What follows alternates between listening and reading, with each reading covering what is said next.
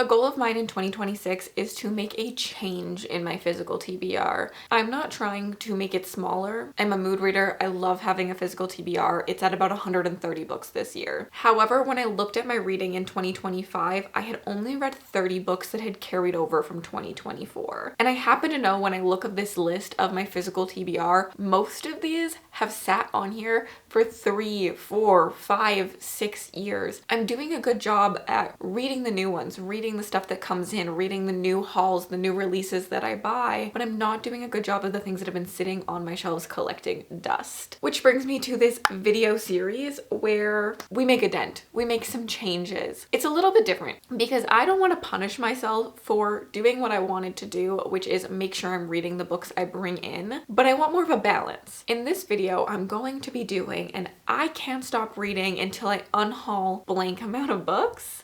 I'm gonna let a number generator pick that for me. And then in order to pick my books, I'm going to use a spinner wheel. It's going to have 5 books that have been sitting on my TBR for far too long that I need the extra push to pick up. And then I'm gonna have 5 books on the list that I'm excited for. Because to me, having to sit here and read 10 books off my shelves that I'm not as interested in anymore would make me miserable. So this is a balance for me, and it helps with my main goal, which is to bring myself a library that I love. Whether that's books I've already read or books sitting on my shelves, I want to feel excited about the books. And that means also reading the ones that come in because I'm excited about them. But it also means that I need to get some of those ones that I'm not so excited about off of my list. And so I guess we should find out how many books we have to unhaul in this video. We're gonna ask Siri. Are you ready? Hey Siri, pick a number from 1 to 10. We will have to unhaul 8 books in this video. You know what? That's gonna make a good dent, so I'm very, very happy. And should we figure out what we're gonna read next? I need to fill out the wheel first. So give me 1 second, I'll be back. Actually surprised me how difficult it was for me to pick new books onto my TBR. Most of them I've already read, so I kind of went more with like what I'm still excited for. And then the green color is more what's been on my TBR for a long time that I need a really big push for. So I have our first 10 options set right here. We have The House of Quiet, which is the newest horror to my shelves. Very, very excited about this one. Scorpica, which made it onto my TBR for the month. I've owned this for like 3 to 4 years. I knew I was doing this video, and this is one that I am very excited to try but hesitant to try, and so I need the push. I feel like I could love this or I could hate it, and that's what makes this so intimidating for me. Forget Me Not, which is actually the newest book to my TBR shelves. This is a romance novel that I'm very excited about because I've given Julie Soto 5 stars both other times I've read from her. The Last Housewife is a TBR vet of TBR vets. I'm so incredibly terrified of this book, but I can never make myself unhaul it without trying it. It does focus on cults, so I'm hopeful that I'll like it, but people who've read it are never 100% confident in which way I will go, so I never pick this up. Conform has me the most excited. I'm really hoping we get to read this, even though I don't think I will unhaul this. This is my book club pick for the month, so I would really like to get it into a video. This is a dystopian romance, and I'm just loving those right now. I've always loved dystopian. I love the themes, the nuance to everything, so I'm very, very excited for this one. A Promise of Fire. God, this has been on my TBR for like 3 years. I don't think I'm gonna like this. Like, I'm assuming this will be an unhaul, but I still can't unhaul it without trying, which is so weird for me. That's the thing about these books sitting on my TBR. I'm someone who normally can unhaul books so ruthlessly, but these like 100 books that I've sat on my TBR for 4 years, there's something about them that I just like, I can't just unhaul them without trying, so we're gonna try this one. Worthy of Fate is in the pink category because I'm still excited to read it, but I'm just scared, but I'm also excited because I've heard good things, but I'm also not sure it's going to be a book for me just based on the premise of it. It has a lot of things that I don't love. Daughter of the Empire has been on my TBR for 4 years now. I've heard from good sources that I could like this when I've loved epic fantasy, and I am kind of more in a mood for those kind of stories right now as well, and so I'm very, very intrigued. I've heard really good things about these 2 authors, but I'm also scared because I don't typically like this story of fantasy sometimes. I don't know, I have to be in the right mood. I'm not sure I'm in the right mood, but also I've been saying that for 4 years now, so I need to make myself in the right mood. A Darker Shade of Magic has been on my TBR for probably 6 years. This is like a TBR vet of TBR vets. I am excited for this one though. This one has become a 5-star prediction for me, so I did put in the pink zone, and this is kind of just an excuse to get to it, so I hope the wheel lands on it. I mean, theoretically, since we have to unhaul 8 books, we could get to every single book on this wheel as I add more too, because I'm not gonna unhaul all of these books. books. I'm gonna be reading a lot of books in this video. And then we have House of Gilded Nightmares. So this one's short, so that's nice. I am pretty sure I'm gonna hate this, but I own a special edition of it, so I can't just unhaul it. Like, I need to try it. I've wasted a lot of money on this probably, but what if I do like it? So that's our TBR for the first pick. I'm very nervous. I'm going to spin this and record it on my phone if I have that down here. I do. And we're gonna see what we are reading first. I don't know if I want one that I'm gonna love or if I want to like knock one off the start. Maybe like Worthy of Fate would be a good one to get because I'm still excited and I think I could love that one or I could hate it. So like I'm excited to read it still, but it feels like it will maybe make progress in the end goal of this video. Here we go. I'm really nervous.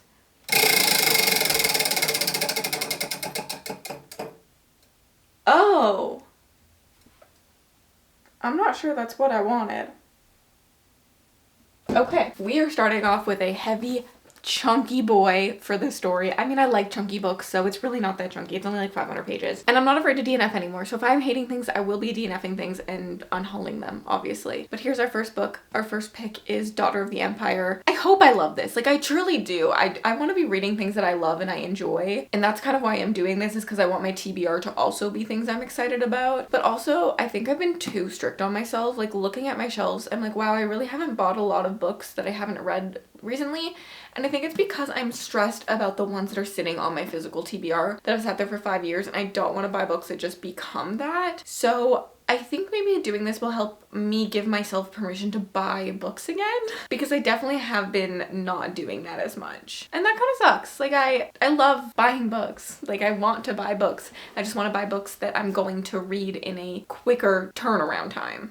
But I will start this, I will let you know how I'm feeling, and hopefully we either have a 5-star or an unhaul. That's kind of what I'm wishing for, either like one or the other at all times during this video. You know what the biggest red flag is in reading? Is I am on page 80 and I'm only in chapter 3. Like, I'm literally starting chapter 3 on page 80.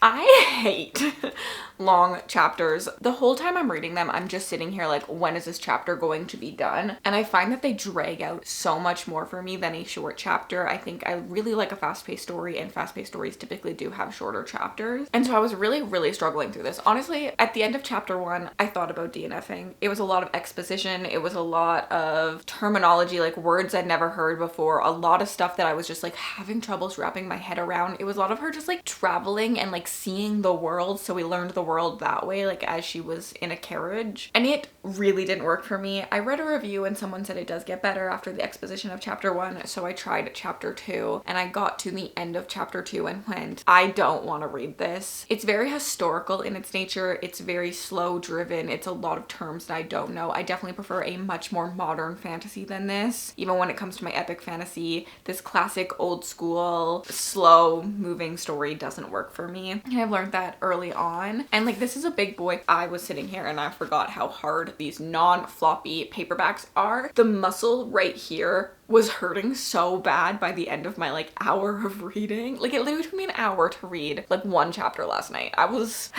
It was not working for me. I don't like the writing style. I'm just not here for this like old style. Like, there's a lot of talk about like slaves, not in like a we need to free the slaves kind of way, in like a they just exist in this world, which like is true to like medieval fantasy, but like at least put some like nuance into it about like how it's wrong and stuff. So maybe it does later on. I was literally only 2 chapters in, but it's just like not worth it for me to push through, which does mean our unhaul counter can go up to 1, because if I'm DNFing this on chapter 3, we are getting rid of it. So bye bye.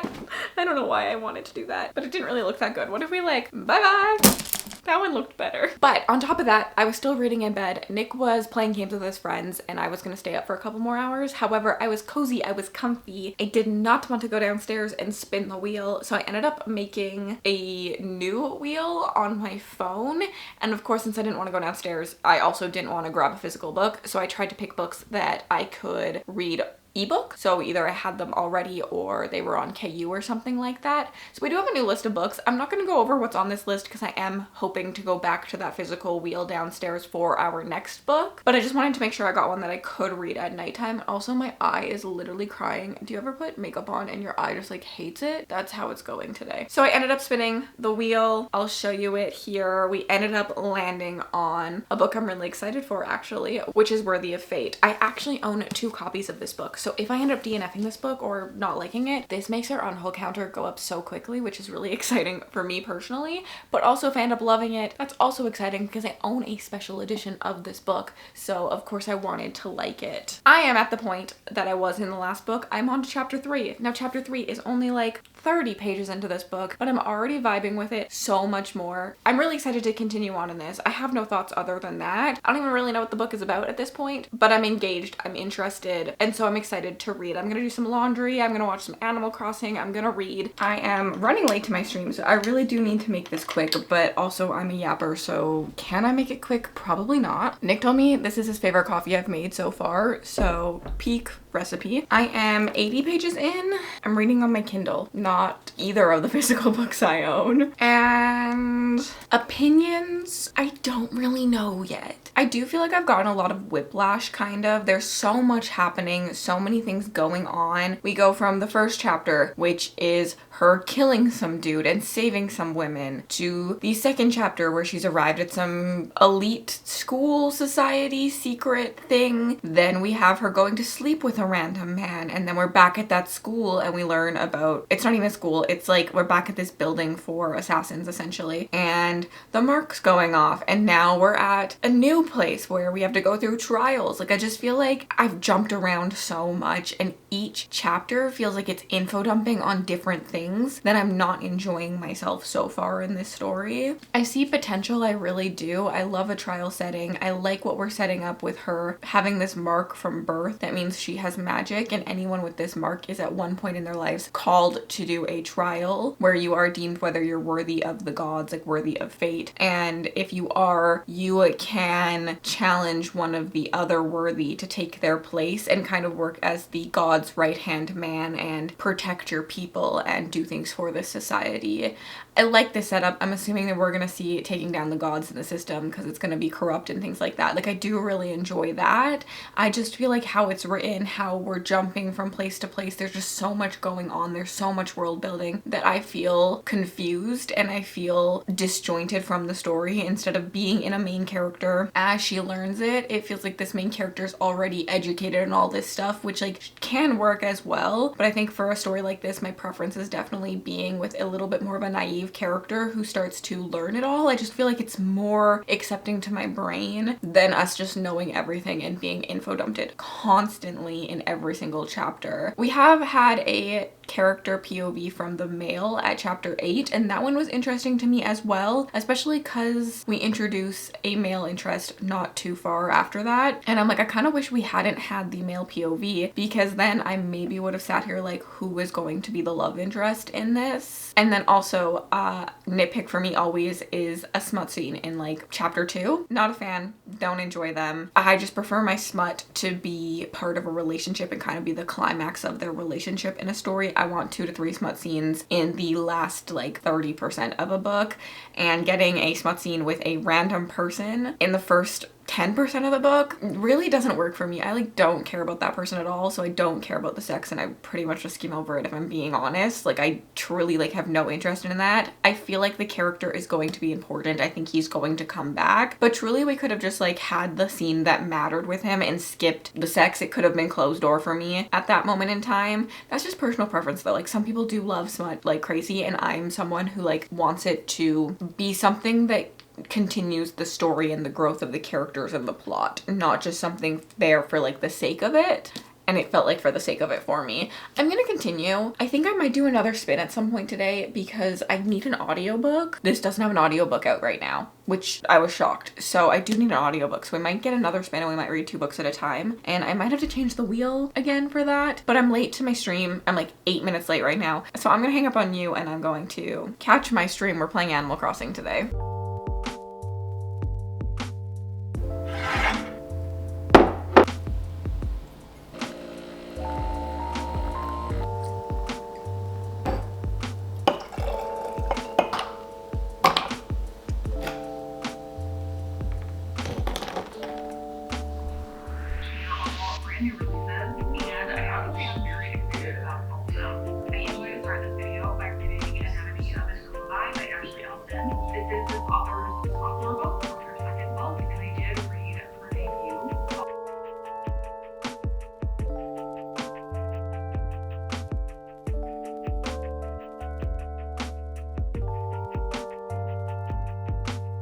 We've made it 140-ish pages into Worthy of Fate, and I hate Fated Mates. That's not 100% true. I don't hate Fated Mates when it's done in a way that I like it. I hate it when it's done in a way that I don't like it, which, like, of course. But the way it's done in this book is when he looks at her, he sees her for the first time across the room, barely can see her, face is kind of covered, he sees like a little bit of her, and he feels the mate bond slip into place, and he's in love with her. He's obsessed with her. He's dreaming about what he's gonna do to her body. He's never talked to her. He's barely seen her. He just like knows innately that that person is his mate. I don't like that. The type of mate bond that I want is the one where it's like we've already seen a book, 2 books of the slow burn of them getting to know each other, and then all of a sudden it clicks and the mate bond like hits them, and it's like, oh yeah, this all makes sense. That's what I want. But I guess it also could come down to the fact that I don't believe in one love, your only true love. I don't believe that I just will see someone one day and be like, that's the only person in the world that ever existed for me. I believe love is a choice. Love is about choosing people. Love is about working for your relationship. I believe that there could be multiple people out there for one person, but you just choose the person you want to be with, and that's what love is, really, not this just like innate thing that exists. And so I think the reason I like it when it's done in fiction, when it's more of a slow burn, is because I feel like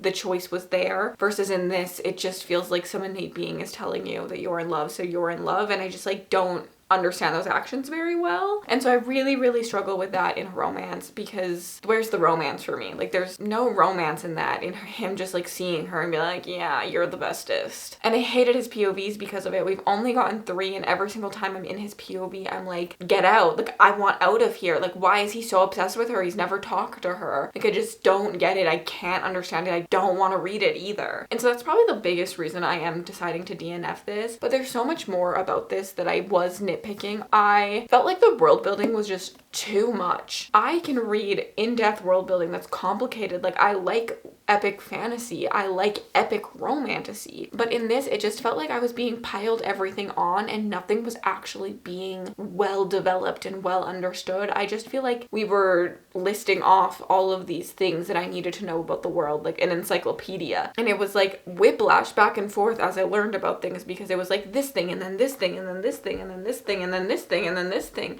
And it's like, how do these all connect? Why does this all matter? I just really prefer a more naive experience as we learn the world as it goes by, I guess. And that's why I typically like a trial book, is I feel like in trials and competitions, that's typically what we get. The thing is, the trials are done. I'm gone. I'm through the trials. I'm only 100 pages in. I was through them at like page 70. So this like trial worthiness that this book promises me, I feel like was not accomplished, because it's so just like ran through so quickly. And I just feel like it's just pacing really fast. It could slow down a little bit, but it's a big book, so I didn't really want it to slow down because I was tired of reading it. But like, for me, this wasn't working for me. For me, there was just so many little things that I was complaining about. I honestly could have probably DNF'd this on page 30. I thought about it. I've been thinking about it multiple times. The saddest reason is, the reason I haven't been DNFing it is because I felt like I needed to finish a book, because I don't think I realized how bad my physical TBR was until I started doing this. Like, I knew that these things had been sitting here for a while, but I didn't realize how little of the books on my shelves I actually think I personally am going to enjoy, that I am going to be giving 5 stars and be giddy about. And that really sucks. And I was just like, I can't DNF every single book in this vlog. So I was like, I may as well take one that is probably a 3, maybe a 2 star, and finish it over some of the ones I don't want to finish later. But I had to remind myself, the whole concept of this video is to make a change in my TBR. It is to make me excited about reading again. It is to make me excited about having a physical TBR, about feeling like I can buy books again, about looking at my shelves and being excited to pick something from it when someone says pick a book off your physical TBR, not sitting here being like, oh my god, what am I supposed to read? So it is okay. If I DNF every single book in this vlog, that is okay. It gets me to my end goal, and you do not care. You, the watcher, probably do not care, because my DNFs are still a review. They're still accurate. And sometimes you just have to remind yourself that, because I feel bad. I feel bad that I might hate every single book. Like, am I even a reader? That's what that feels like. But that's okay. It's okay. Very much okay. So we're DNFing this. We are. we don't need to push through it. And that means our unhaul counter gets to go up to 3 because I will be unhauling both editions of this. And honestly, that kind of feels good. I mean, my poor shelves that are half empty because I just moved and I barely have enough books to fill half of my shelves. And I'm just gonna be unhauling things. If you see these back on my shelves, it's because of that. Because I'm just probably gonna put them all back on there and unhaul them when I like go to actually unhaul or something. Because like, I kind of need to buy books. I don't got a lot of books on my shelf, so. But they are being unhauled. They will go off my shelves at like a future date. They might just like sit on for a little bit past this until I'm ready to like actually take them out of my house instead of them sitting in a pile in the corner. But unhaul, counters at 3. That feels good. So I am going to add 2 more books to our physical wheel here and we're going to spin it. The first one, I've decided to be a little bit less harsh on what I can pick, and I'm picking one that I'm really, really, really excited about that's sitting on my physical TBR for not very long, but it's a Flames and Fallacies. I've been wanting to read this. It's a romantasy pick and I'm pretty freaking excited about this one, and so that feels good to be on this wheel for something that I can look forward to and maybe not DNF in the video. And then the other one is Finlay Donovan is Killing It, which is such a wild card pick for me. I bought it secondhand at a store and it's been sitting on my shelf ever since. There is potential that I could love this, but I never gravitate towards picking it up because of what it is and how outside of my comfort zone it is. So we're going to put it on the wheel and we're gonna spin. Are you ready? I don't think I am. It's like stressful and exciting all at once because like I'm concerned about some of these books, but also I'm excited to DNF them. Okay.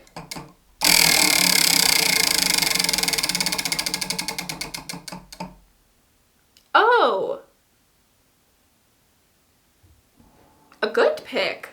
Not me being like, I'm probably gonna DNF every single book in this video to then be picked a book that I'm pretty sure I'm going to love and give 5 stars. The wheel went, we punished you enough with the last 2. Let's give you a good one. I'm excited for this. This is a romance I recently purchased, so it has not been sitting on my TBR for very long, but I do want to continue reading the books I got in. That's been said before. I just want to vibe. I want to not punish myself for picking up some of those heavy hitters and have some wins in between. That's the goal. So that's why these still exist on the wheel, because I definitely will feel better about myself if I end up loving a book after 2 DNFs pretty early on. So let's go read.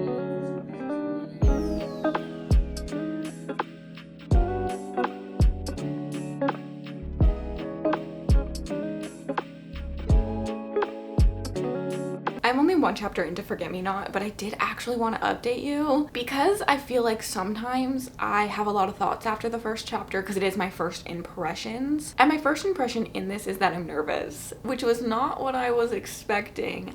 I think I kind of forgot that it's a wedding planner, and I was a wedding photographer for like 4 years. I have very inside experience in this industry, and I'm a little worried that's going to bother me as I see how the industry is written in here. Now, there are things to think about that I have to remember is that every city's industry was always slightly different, and I think she's in LA, maybe, which has a more upper class industry, but I feel like things so far feel very dramatic, which of course it is. It's a book, they want drama, but I'm like, that's not exactly how I feel like it went down, at least with my clients. But also it's fiction and I just have to remember that. But sometimes my brain holds on to things like that.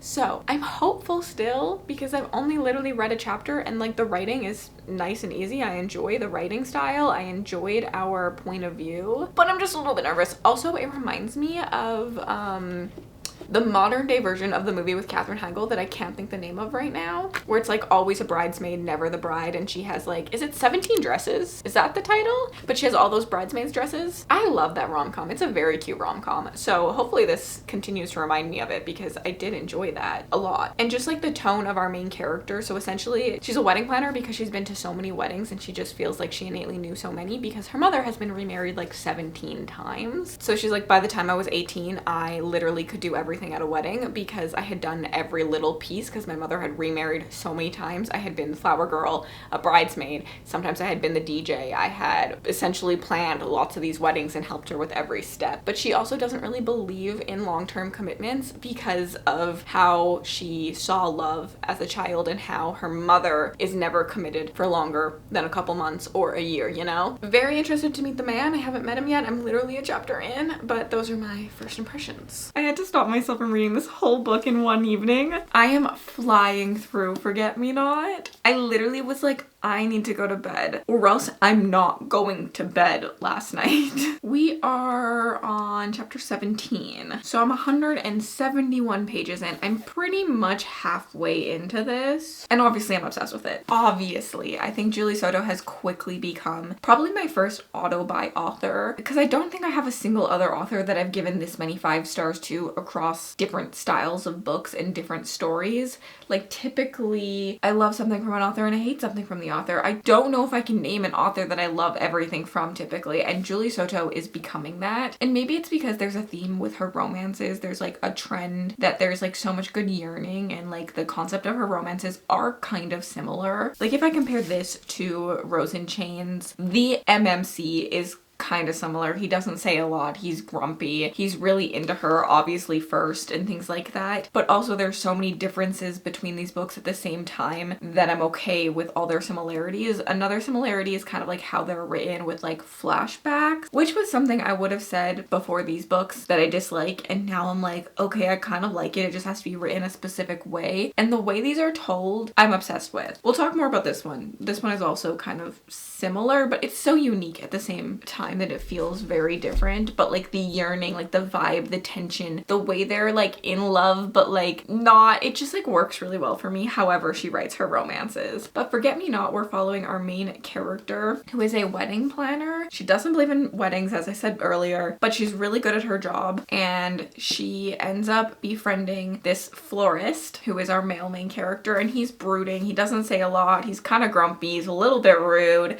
and she just gets under his skin. She just will not leave him alone, and then all of a sudden he falls first, right? But something happened. This romance happens in past years. I think it's like 3 years before. Something happens and they've never talked since then. They refuse to work together. Even though they worked so well together and had their best ideas and best visions and best weddings together, they will not talk. They will not see each other. But when she gets a high profile client who wants her and wants Elliot, who's our MMC, there's nothing she can do, and she decides to suck it up, and they both decide to work together, which brings up tensions of the past. So her POV is all present day. That's where we're seeing what's going down now, and his POV is all 3 years ago. And the way this storytelling is told has me like grasping at straws to figure out what comes next in both timelines and how this all ends up like happening. Like I'm so intrigued to understand what exactly went down. We don't know what went wrong between them 3 years ago, and as we're like seeing the scenes and like leading up to it, I'm definitely like, oh my god, what was it? Because you guys are so perfect together. But then you see present day and you're like, they really don't want to be around each other, even though they admit to this like sexual attraction, they admit to how good they were together, but something happened. And I'm just like, when's it all gonna come out? When are we gonna know it all? When's the dumpster fire about to happen? And I'm very, very, very much engaged with this story, and I love him. And I love just everything about this. I don't know, the way the scenes together are written, the way that she's so confident, I relate very hard to her, I understand her, and the wedding industry stuff, it's pretty well done, considering this is a much more like upscale wedding industry than I'm in. I was not going for the upscale clients in any way, especially because of where I live. Like it was barn weddings and golf course weddings and things like that. I think I can understand how it could be a little bit more dramatic in those industries and things like that. And I think just our main character, she's written in a way that everything is just like a big deal, even like the small things, and I do relate to that. So I really have been enjoying this. I'm assuming it'll be 5 stars. Like I have a readathon tonight with my patrons. We're doing a weekend readathon, and I'm assuming I'm gonna finish this one tonight and start our next book. I'm literally so excited. I think I need to go buy the other book, Not Another Love Song. I think that's the last book by her that I haven't read yet. I do think that that one's, Lexi told me last night that that one's her less loved one, so maybe that'll be the one that's like the first non 5 star. But 3 5 stars from an author is actually insane, and across different genres. A romantasy, a contemporary romance, and a YA mystery thriller. That's crazy, but there's something about the way she writes. I've never been this person. I've never been like, the way an author writes just works for me, but I don't know what it is about Julie Soto. There's crack in the pages or something, because I'm literally obsessed, and I have to stream right now, and I'm so excited to get back to reading. Like I really am upset with myself for going to bed last night, because like I could be done this. but also then I'd be done it and then I'd have a book hangover. And whatever comes next, man, that's got big shoes to fill. On top of this, I wanted to say that this whole vlog concept is already working really well for me because I've already bought more books since starting this than I've bought in a long time because I feel a little bit more free. I feel freedom to buy things again. And that's what I wanted. Like, I want to change my TBR. I don't want to make it smaller. 130 books is pretty standard. I've honestly, going back in this video as I've been like trying to figure out how long a book has been my TBR for like the little pop-ups, I've had between like 95 and 140 books on my TBR pretty much every year. So it's pretty standard for me and I'm okay with that amount. Honestly, it could get a little bit bigger now that I'm in a bigger space, which I do think contributes to the freedom of wanting to buy books again as well, because I have the room versus before I didn't really have the room. And I was scared of owning like 2 copies of something because I read so much romantasy, which gets so many special editions. And I was like, well, then I'm just gonna buy this book and get the special edition later and have to unhaul this book. Now I do have room for like repeat copies and stuff if it comes to that. But I definitely just like want to have a TBR. I don't want to get rid of it. Like, no part of me wants no physical TBR. So I'm happy that I'm feeling the freedom to buy things again that I'm more interested in. Also, I did notice a lot of the ones that have been sitting on my TBR, some of them are really far back, but a lot of them come from 3 years ago. The next year after that is the year I really found romantasy. So I think my taste really changed in that year. So it does make sense. And it's like cool to be able to look back on this and kind of see those, because I would have never like guessed that that's what's happening, because a lot of my romantasy reads have not been sitting on here for that long. There are some for sure, but I purchased Hollow, which is the new book by the same authors as the Zodiac Academy. This is a new world, so I can definitely start this, but there was like a pretty sprayed edge. I'm pretty obsessed with this writing style, so I'm pretty sure I'm gonna like this, so I was pretty confident about buying this one. This one I might return because I was sent a book of the month copy, but it was not disclaimed to me that this was a book of the month copy, and I paid full price, so I may return it and get a new edition, like get a different edition from somewhere else. Best Offer Wins, which is a thriller I've been hearing really good things about. As someone who just purchased a house, there's something really calling to me about this, because it's a story about a bidding war and someone who really wants the house and does a little bit of stalking, trespassing, and infiltrates the homeowners' lives to get the book. And I literally just went through this process buying this house, and it was honestly, I was so unhinged during this process. So I would love to read about someone else who's even more unhinged than me. I think that this could really work for me. And then I bought this chonky boy, like look how chonky that is, which is one of the Dungeon Crawler Carl books. And I just needed these. I need them all before they no longer in hardcover. I have the first 4. I think I ordered the 5th and the 6th one. I don't remember which one this is. This is the 6th book, so the 5th book is still coming. This is the one I'm currently on to read, but I do have a couple more books still coming in the mail for me.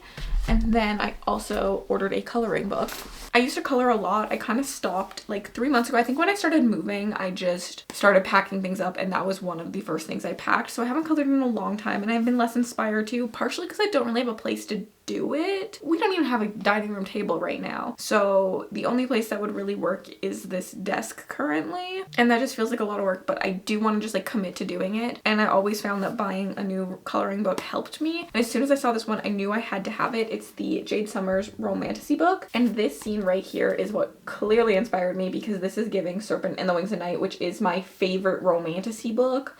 And so I was like, what if I kind of like took inspiration from the romantasy books I love as I colored in this, which is something I love to do. I've done like Scooby-Doo pages in the past and things like that. I think I did a Care Bear page. So I definitely think that this could be a lot of fun, and I'm very, very excited to get to it, because yeah, I need to color this as Rain and Araya right now. Like the red hair, the red wings. Ugh, this could be so good. I wonder if there's any other ones that I could like point out really quickly. I just love to be inspired by things I do. I feel like this one of these like underwater serpents could be very like live ships coded. There's definitely a lot of things that I think I could do with this, and I'm excited to get back to coloring. It's something I really, really love to do, especially with an audiobook. It's very like brain off for me, so I'd love to get back to it. I will update you when I buy more books, at least when they get to me, because I've already bought more. They're just still shipping. Okay, I'm in the same position I wasn't earlier because I'm doing reading sprints right now, and so my camera's hooked up, but I can't stop laughing. I wasn't expecting to feel this way. I actually think that because of the wedding aspect and who this character is, I am relating even harder than I thought I ever could be to a story. And there's so much about her that I understand because of her drive in the wedding industry and things in the wedding industry. But something that I literally am dying over is her car. This beat up old car she has with 7 lights on that just needs to go to the shop, but she never takes it to the shop, because that is me. And the amount of times my boyfriend has gotten in my car and been like, what the fuck, how many lights are on in your car? And he has to pop the hood and look at it. It's kind of crazy, and it's so relatable, and it's just like really funny to see it happen. I'm pretty obsessed with it. There's so much about this that I'm actually really understanding, even like the wedding industry and the getting too close to clients. I have learned, actually one of the reasons I left the wedding industry was because of that, because I didn't want to have to spend my nights off with my wedding clients. I did not want to have to go on their bachelorette and bachelor parties. I wanted a work-life balance, and it's so hard. It gets so messy and so murky so quickly in this industry, and the talk on that, I think in this she's talking about how it's like okay, and it definitely is okay. It was not for me, but it's definitely okay. But I just think it is something really real about this industry, how like it's so easy to click with these people and to become more than just the wedding planner, more than just the photographer, more than just the florist so quickly. But if you do that to 100 clients a year, it takes a toll on you mentally in the end, when they're texting you all night, when they're asking you questions that you're like, I'm not being hired for that. Like as the wedding photographer, I was asked so many wedding planning questions all the time when they didn't have wedding planners. I am relating so hard to this. I'm really, really enjoying this.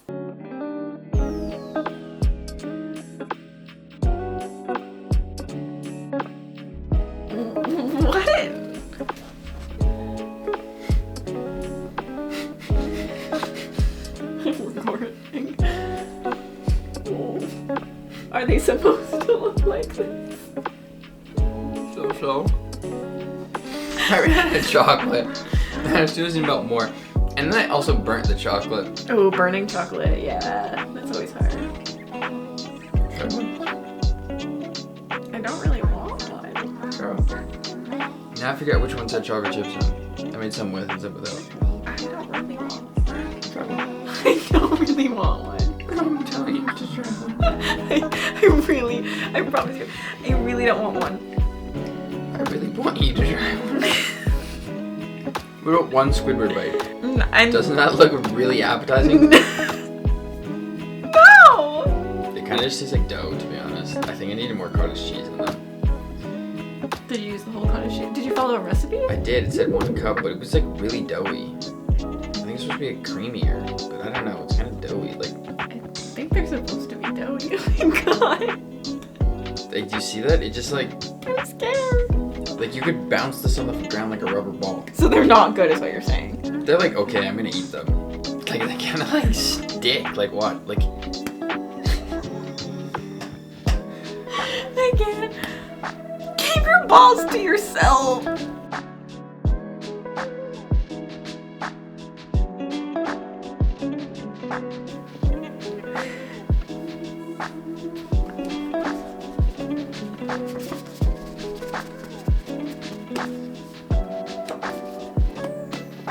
Five stars. 5 freaking stars. That's all I gotta say. I don't know what it is about Julie Soto books, but they're like crack. Like, this was such an easy 5-star for me to give. The vibes were immaculate. The ending was so much fun. It felt reminiscent of a lot of things I've loved, but also very like refreshing to me, which I'm sure is partially because of how little contemporary romance I've read, but I also felt that way about both of her other books. So I think that there's just something very endearing about her writing style for me. And then the thing I thought I was going to hate about this book, the wedding industry, I thought it was going to like really have a big disconnect, I thought was pretty well written in the end. More dramatic than what I was used to, but I definitely related. I definitely understood a lot of her thoughts and her processes and things going on in the wedding days and how chaotic it can be, how brides lean on you a little bit more than they should and how hard it is to say no, but also how it's okay to say yes. Like, that is a marketing technique. You do not have to be someone who just shows up to work and then takes off. And I just saw a lot of value in the story that was written here. I thought the reasoning for her not wanting a relationship was well done. I thought his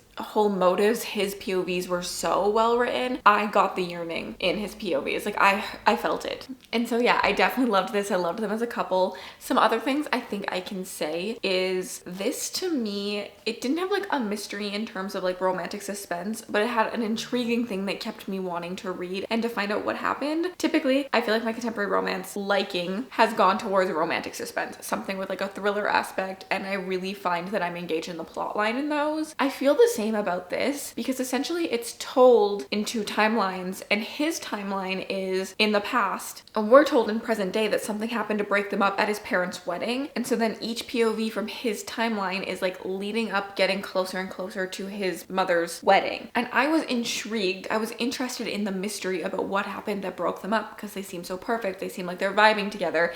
Even in present day, like you can see the chemistry there, and I'm like, what happened? And so that like mystery element really kept my attention. And so I think I need something like that in a book. When it comes to romance, like it was like a plot line for me to like hold on to, and I was making guesses and assumptions about what happened, and it kind of unfolded like slowly, which is something I also think I like, because in romantic suspense, I also think that happens. I feel like you don't just know their entire backstory from the very beginning. It like slowly unfolds what happened to them to get them to this stage, or what's exactly going on, or something like that. So I do think that kind of like a mystery that's like slowly being told does really work for me. And now I've said I didn't like second chance romances, but currently I've loved this. I loved Rose in Chains, which is not second chance in terms of like they dated before, but they have a past timeline in that. And then I also recently loved We Who Will Die, which is a second chance, but also has the flashbacks. So I think if I'm going to like second chance romance, there has to be the flashbacks. I think I like that aspect of it because I get to see their love unfold on paper. I think I'm very much someone who has to see it happen. Like I need to physically see you fall in love, or else I'm not invested. I do not care enough to root for your relationship if I didn't see the giggly parts in the starting point. And so I think with something like this, how it's written with the flashbacks, I got to see that. I got to see them fall in love. I saw their very first moment they ever like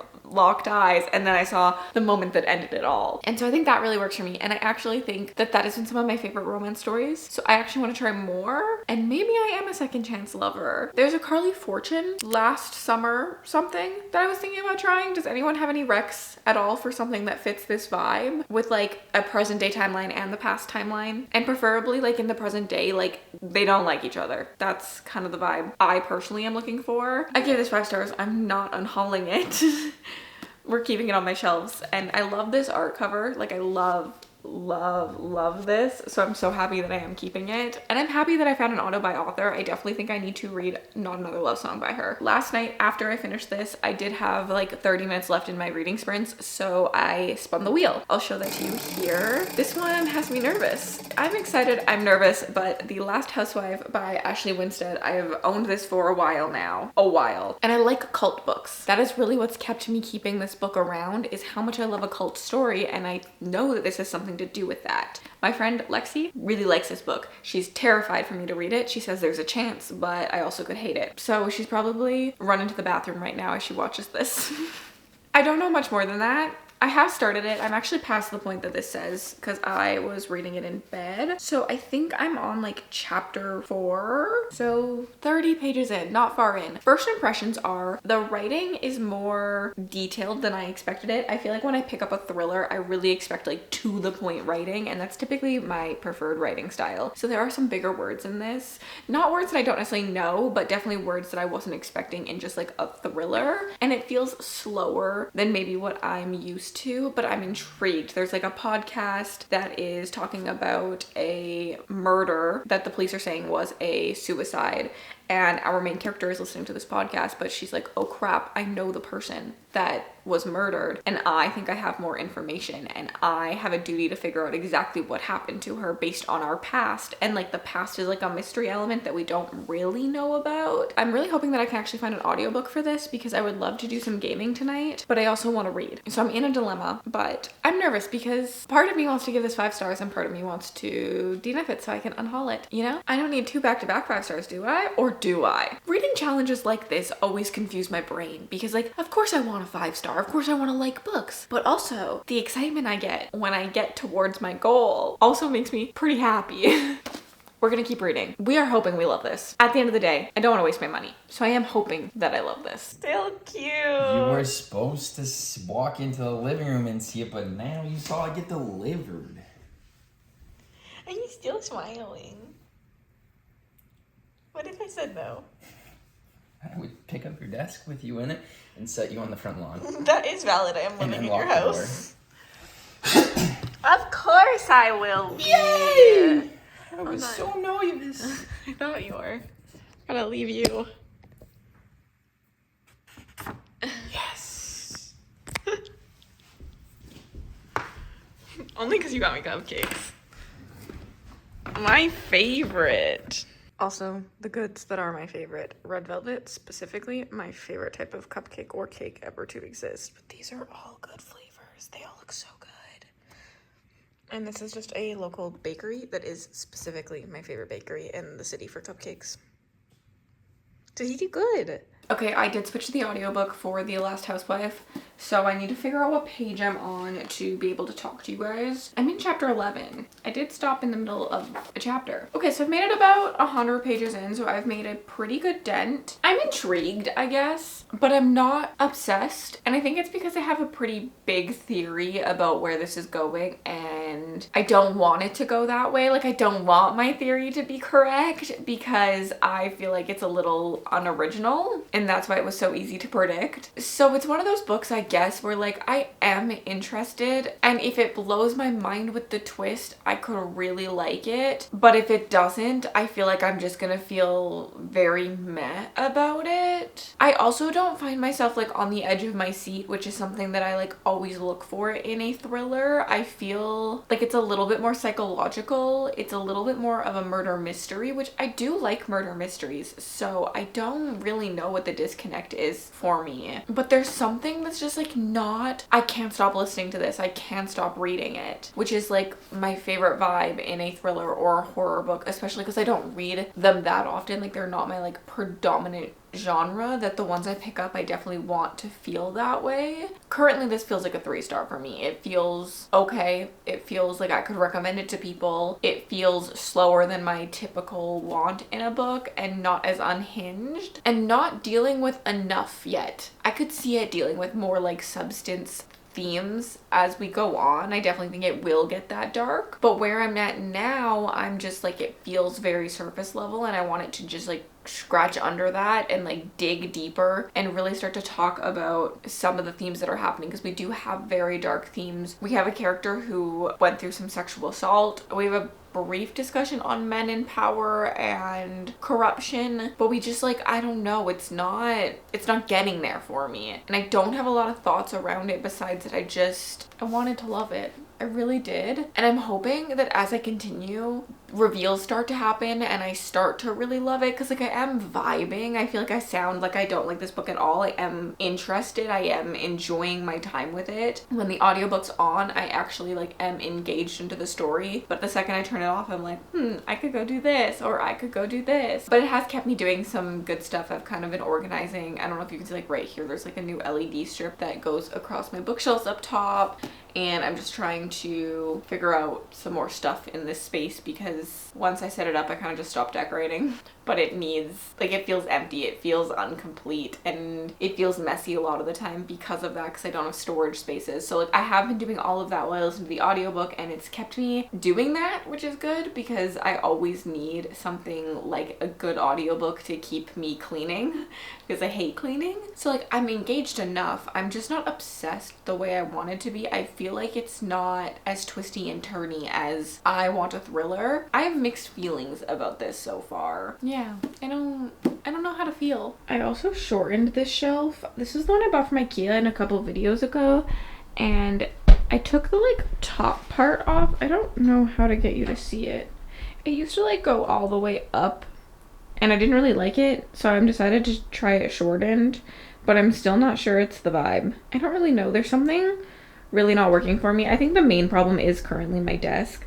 We're gonna build this in, and I think currently it just looks like I shoved a desk in to a closet, which is literally what I did. But like once it's like built in, I think it's gonna look so like pretty in this like arch, and like I want like decoration and stuff around it. And so I think like this is really like throwing off my vibe, but I kind of need it to be nicer out so that I can use some tools and stuff and it not be winter. Let me show you the lights. Look at them up there. It's pretty. Just glows back there. It'll glow really well in like streams and stuff if I stream at night.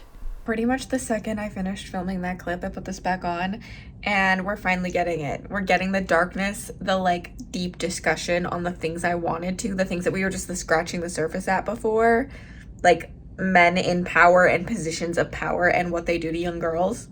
We're finally getting it. And I was like, this is, I feel like, what I was waiting for in this book, which I just probably filmed the clip literally 2 seconds early. The best part of being asked to be someone's Valentine is now I get to eat cupcakes for breakfast every day. The worst part? I have to share them with him because I live with him. Honestly, it's really funny because we don't normally do anything for Valentine's Day. We're actually both people who are like kind of anti-Valentine's Day, but I just love cupcakes and it was just nice. It was a nice thing for him to do. I definitely felt very appreciated. But updates for you. I'm finished The Last Housewife. This one for sure picked up in the latter half. I really enjoyed probably the last like 30% the most. Like the last 30% for me was 5-star feeling, but I think the first half was around a 3-star. I really liked the pacing in the last half. It like picked up a lot. And I think the main thing that really kept me from loving this was our main character. I just didn't necessarily love being inside of her head.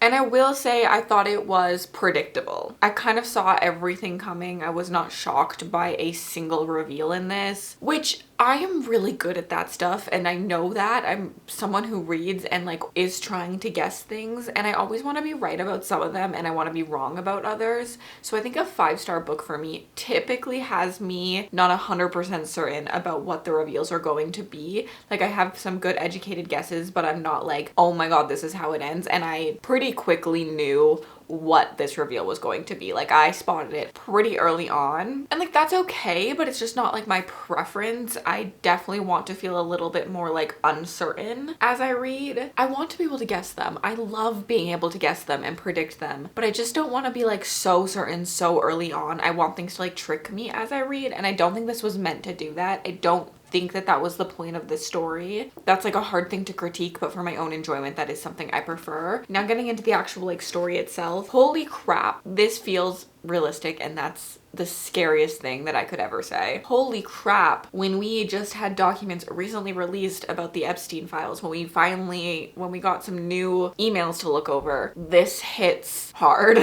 And that's fucking scary where we are to see that this could be an actual thing that we are struggling with. All these corrupt men holding positions of power who are doing this behind closed doors, and not even behind closed doors because the world lets them. And I think that that's really disgusting. And I really, really liked that aspect of it. I do think it hit me a little bit harder because I have been following a lot of the stuff that's happening in our world currently. And just knowing how close we are to this is heartbreaking and disgusting. And I loved diving into this aspect. Love always sounds so horrible when I talk about a book like this, but when it comes to reading, I always talk about my reading as things I liked and didn't like. And I loved this deeper connection I had with this story because it felt very truthful, if that makes sense. And I really did enjoy reading it all get revealed and reading the story that we had and having the commentary on women's rights, women's bodies, how we still live in a very sexist society, how the rules of our society are made for men. I enjoyed that critique. I enjoyed how it was written. I really, really, really did. I really think the main character kept me from loving this because the story itself is something that I should be obsessed with, and I think it's like weird that I'm not obsessed with it. I'm giving this 4 stars. I did quite enjoy it. I will be keeping it on my shelf, which means our unhaul counter does not go up. It stays at 3, and our total books read is now at 4. But yeah, I would 100% be suggesting this to people. I do think that my thoughts on this are going to get a little bit better with time. With thrillers and horrors, when they have like a big commentary like this and I don't just like absolutely feel obsessed with them, I do find that the commentary sits with me longer than the feelings of like I predicted the twists and things like that. So I do think that I will be recommending this like crazy. I do think it was an incredible cult book. I liked the discussion on like being raised in this like society and how indoctrinated you get and how scared you are to leave because of other things, even though like what they're doing to you is like worse than what they could do to you, in my opinion, most of the time. I mean, death is pretty bad, but what you're living is not a good life. Like, it's not a life I want to be living. And it also made me very thankful for my partner as I read this, who has always treated me right. And I know not every woman gets into a situation with the best family experience ever and with the right partner who has always put me first and sometimes is submissive to my wants and things like that. So I think that this is a story that a lot of people could read and take a lot from. I know I took a lot from it, even as someone who I feel like is very in the know about situations like this. So yeah, I did enjoy this. I just wasn't obsessed with it, and I wanted to be obsessed with it. So 4 stars. It will be staying on my shelves. I have the room, I have the space. I did enjoy it. I think this cover is really pretty. So keeping it, which in turn means I needed to do another spin, and I did another spin without you. I'm so sorry. I like to do them on camera, but when it's nighttime and I just don't really feel like spinning on camera, I just film it on my phone so that I can get the book, because I typically read right before bed and in the morning when I wake up on my Kindle. I read every day pretty much that way. I fall asleep with my Kindle and I wake up with my Kindle. So I needed something. Okay, let's do another spin so that I can curl into bed with an ebook, hopefully.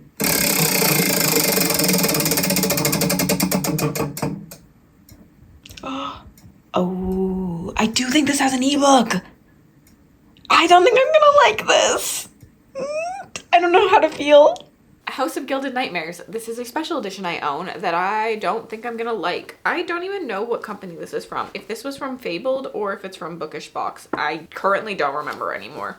Fabled, which doesn't exist anymore. So if I love this book, I will keep this. But if I don't love it to the point that I'm gonna need 2 editions of all the books, I will probably get rid of it because I can't continue getting this edition anyways. And that is the scary thing with book boxes. I have learned that I like some of the ones that are a little bit like more established because of that. Like, I'm scared. Like, I want to get sequels. I want to know that this book box does the sequels to the books they do, because I don't want just like one book with no matching copies sitting on my shelf most of the time. So that is something I'm starting to learn about book boxes, and that's why I like Illumicrate and Fairy Loot and Arcane. Arcane does a lot of them too, a lot of sequels. I think I'm just going into chapter 3. So I'm like 30 pages in. Apparently this seems to be a trend in this video to do a catch up at page 30. I'm not obsessed. I'm uncertain about where the story is going in its direction, but I'm intrigued by like the ritual we just saw happen. I don't really know what exactly is going on in the story. I don't know the synopsis. I really know nothing. I'm going into it pretty just like blank. I got it in a book box at some point like 3 years ago. Oh, what else did I put on the wheel? I didn't even tell you what else I put on the wheel. Was this what I put on the wheel last night? I think it was. Oops, sorry, my bad. But this went on the wheel and then I got it. I think last time I checked in with you, I was just starting this and I have flown through it. It's a very, very, very easy read, which has kept me from DNFing it because like I haven't read that much and I'm on like page 100 essentially. Like, there's not that much more left in the book already. I'm like a third of the way in, but at the same time I'm kind of thinking about DNFing it.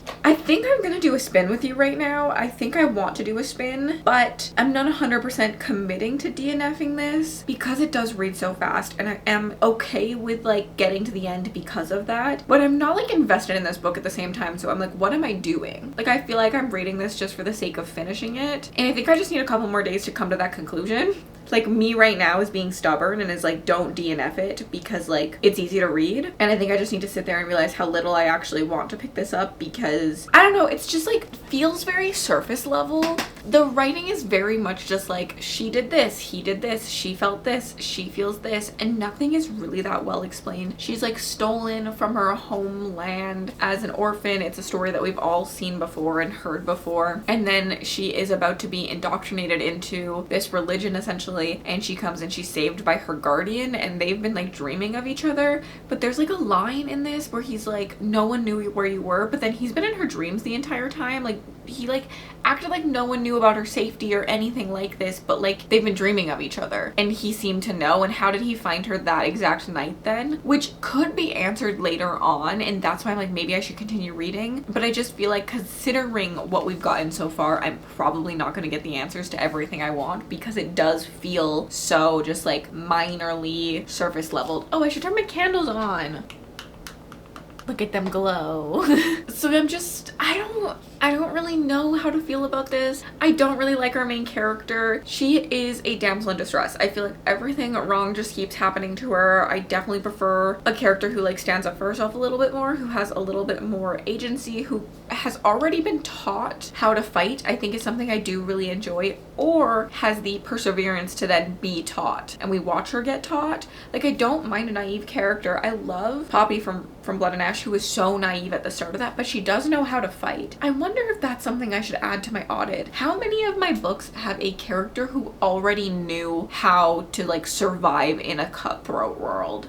I need to think on that. Honestly, I think I'm talking myself into a DNF right now. Like, I don't care. They have no chemistry. I know that he's the love interest and they have zero chemistry. He just feels like he fits the trope of like guardian who is kind of grumpy, kind of hates her, but he's in love with her.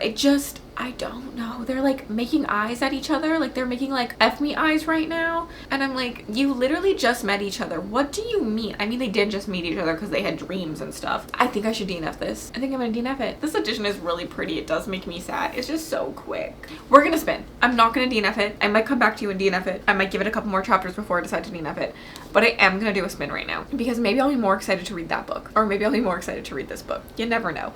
Okay, let me get my wheel. Let me put something else on the wheel, and then let me come back to you and spin it from this exact same spot. Okay, I have added to the wheel. I decided to add Beneath Black Sails, which is by Claire Sager. This will be my 4th book from Claire Sager. I have loved one. I loved Slaying the Shifter Prince. However, I did not love another one, and I DNF'd another one. And so at this point, I'm more hesitant than excited to pick this up. I also had a friend read this and didn't like absolutely love it. So there's a chance I could like it, but also not 100% sure with like my past feelings about Claire Sager. Her writing style isn't like my complete favorite, but I do have this signed and personalized, so I do really hope I enjoy it, because that would be sad. And it's been sitting on my shelves for a while because I have been scared to pick it up because it's signed and personalized, and that sucks to get rid of. Really, it really does suck. But I did get a like thing for another book signed and personalized with her signature to put in another book that I love, so I need to remember to take that out. Someone yell at me. Someone put in the comments to take this out if I unhaul this, because I will forget if I unhaul it. If we get to read it, I guess. We need to spin the wheel and actually see what we're going to pick. Okay.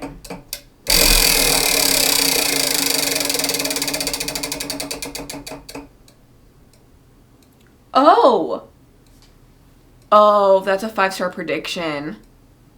Oh my god, I wasn't expecting that. Where is it?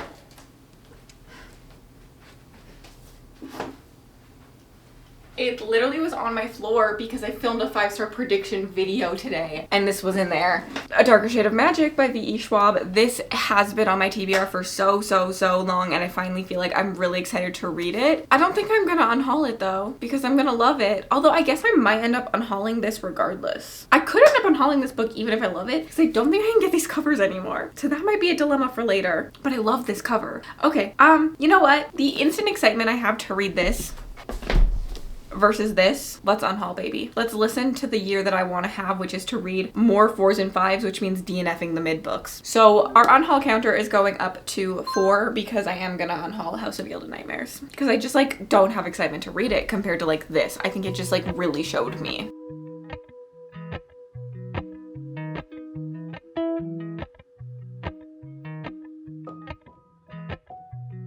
Okay, I am a chapter in.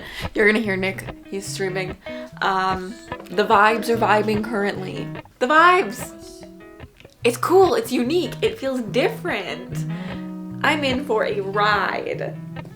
Not really a big deal at all, but since moving, I have never had this many breakouts. I think it's the humidity. I think it's that my house now is a lot more humid than like my parents' house. And so today's a no makeup day because I don't know what to do. I just feel like my skin is not liking life lately. I don't like that. And I've had like really nice skin my entire life. I was like very blessed by those genes. And so I would like to figure this out in some aspect. I feel like it was really dry. I kind of dealt with that and I don't feel like it's that dry anymore. Although it does have dry elements, but I've always kind of had dry skin. But now it's pimple city, which is fine, but I would like to know what's causing it, so I'm hoping it's the humidity. Not that I can do much about that, but I'm hoping it means that like my skin will get used to it. I hate little things like this that I can't really control, and they are okay, but I would like to change them. It's just really frustrating. I feel like anyone going through acne understands like how frustrating it can be no matter what stage you're at. And I do typically have very, very clear skin. My mother has clear skin. It's just like a gene I was blessed with, but that doesn't change how frustrating it is to get it.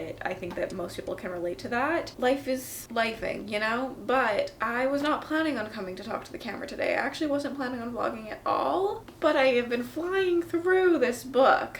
I am pretty much halfway through. I'm on page 176, so we are grinding. I am enjoying it. I am liking it, but I don't know if it's the audiobook's fault. I'm not super attached to anything, and part of that could be the audiobook because I did switch the audiobook today. And it's done by Michael Kramer and Kate Redding, who do a lot of books specifically in the fantasy sphere. And I kind of just like learned what kind of characters they are. And I don't know if it's that I don't love Michael Kramer's audiobooks or if it's that I don't like the characters he typically does. But there's just something that I'm never like obsessed with everything going on. I think Kel is a nicer character than I typically like, and I would like him to get a little bit darker. I think I'd like him to like grind himself down, you know, do some selfish things. Well, I guess I don't know if he's not necessarily selfish because he is like doing something that's illegal, but he's just so sweet about everything. But I do like Lila Bard. I do like her. I was correct in that prediction. I don't really even know what to tell you about this because honestly I was shocked when I looked at the physical book and I was like, oh, I'm halfway through, because I feel like this first initial half was all set up. Like I don't know what the actual grand scheme of this story is yet. I just feel like we met characters and we were introduced to the world and stuff in this half, which like the world is cool. It is a little bit more like magic is magic. For me, I prefer a little bit more like rules to how everything works, I think, than just like innate magic. Like we see Delilah Bard use magic, and I'm not 100% sure if she has magic in her or not at this point, but when we see her even use this like magical item, she's just like good at it from the start. It's just like innate, like she gets it. And so I'm not 100% certain about like that aspect of it being my absolute favorite, but I do like the differences between the Londons. My brain has not comprehended exactly how they work and how they exist. There's Red London, Grey London, Black London, and White London, I think. And we follow our main character who can like go between all of them, and he's like one of few. There's like very little people who can do this and have that magic, but unofficially he's a smuggler, which is illegal, which is kind of like the illegal thing he does. He ends up taking a forbidden token and getting himself into a bad spot. And that's kind of where I'm at now. Like it takes that long to get the synopsis from the back of the book. Like that's on the synopsis. But there's like, yeah, going back to like concept, there's like these 4 Londons and some have magic, some have forgotten magic, some are like overruled and like by magic and nothing exists there anymore but the magic. And they used to be like open to each other and travelers, but because of what happened to the one that's like overruled by magic, they've like shut down their borders in order to like stay safe and not have things attack. I'm assuming that's what the overall plot of this entire series is going to be, that Black London, which is the one that is magical now, like doesn't exist because magic took over, there's like things that are attacking another London from in there. So I think like that's going to be the overall concept of the series, but we haven't like gotten there yet at all in this book. Like I don't know the overall concept. I don't even know the overall concept for this book. I don't know what the plot thread is, and I do think I like a good plot thread. Like I like the plot, like the problem to exist pretty early on and be like, this is what the goal of the book is. I like that straightforward mindset when it comes to books. Not to say I can't enjoy it if it doesn't do that. I am enjoying this right now. This feels like a 4-star to me, but it's not my preference when it comes to like plots. But fantasy stories typically don't do that very often. I think that's why I've leaned a little bit more into romantasy. When a fantasy story can do it, I think it hits it out of the park. I do think romantasy does this more often than fantasy, and I think that's where my love of romantasy has come from a little bit. And I don't really have anything else to say. I'm actually like flabbergasted by the fact that I'm 50% in, because I feel like I have no real thoughts other than just enjoying it for what it is. And I'm excited to see where the setup goes. I guess I'm not technically 50%, like this is definitely thinner. I'm probably like 35 to 40%. I'm hoping that the like latter half really starts to kick off for me. Do you put butter on your banana bread or like muffins? Because I do, and I think my entire family does, and I just thought this was normal. But apparently Nick thinks it's really, really, really weird. So now I need to know if I'm the weird one or if he's the weird one. Because I feel like I need a tally of things that people agree with me on and just forget about the ones people agree with him on. That's how romance works. Anyways, I officially this morning, while listening to the audiobook and playing Disney Dreamlight Valley, finished A Darker Shade of Magic. I have very weird feelings on this one. I enjoyed it.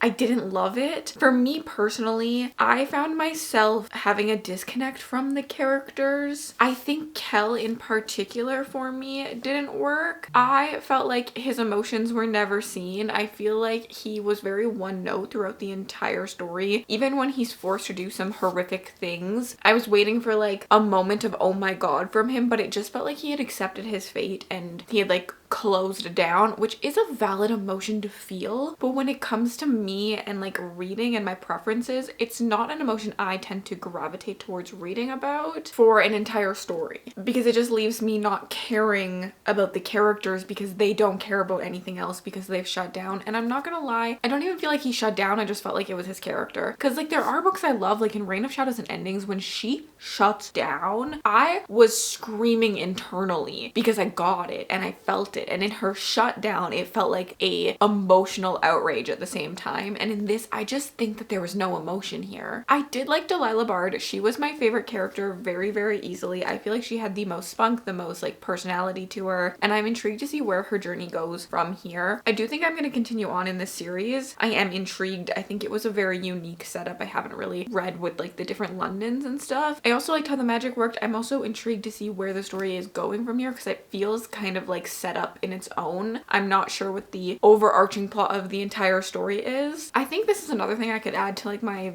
love of stories. I typically do love a series, not only a book that has a plot set up, but a series that has a plot set up. And I know which direction it's always going into, but I do think back when this was published, it wasn't guaranteed that you could have like long series. It's still not guaranteed, to be honest. I just tend to read a lot of indie books that are then picked up, so they have a freedom of having a long series and then they're picked up, so they agree to the long series. But I have found myself gravitating more and more to having a story not be a standalone within itself, even if it's in a grander scheme. I do want there to be a plot that is kind of resolved in this one, but I also want there to be a really, really on the nose setup. Like I want to know what's going. I want to be told where this story is going, and I can infer where this story is going, but not like 100%. Like we're not taking down a system or anything. And I think that's why I love a take down the system plotline, is because it is just like something I can grab onto where I know exactly where books 2, 3, 4, 5, 6 are heading towards. But this does leave it a little open-ended for the journey of our characters in the next book, if you're catching what I'm putting down here. So 3 stars for me in this book. I was hoping for a 4-star, but I am giving it 3 stars. And although I do plan on continuing, I think I am going to unhaul this copy, and our unhaul jar can go up to 5. My thoughts behind this are that if I end up loving this series down the line, I can't get a matching copy anyways of this unless I'm really thrifting. However, when I went online and looked for a lot of sets, there were a lot of sets in this edition or in the like black edition that's like similar to this, which is the other edition I like, sold as like a trilogy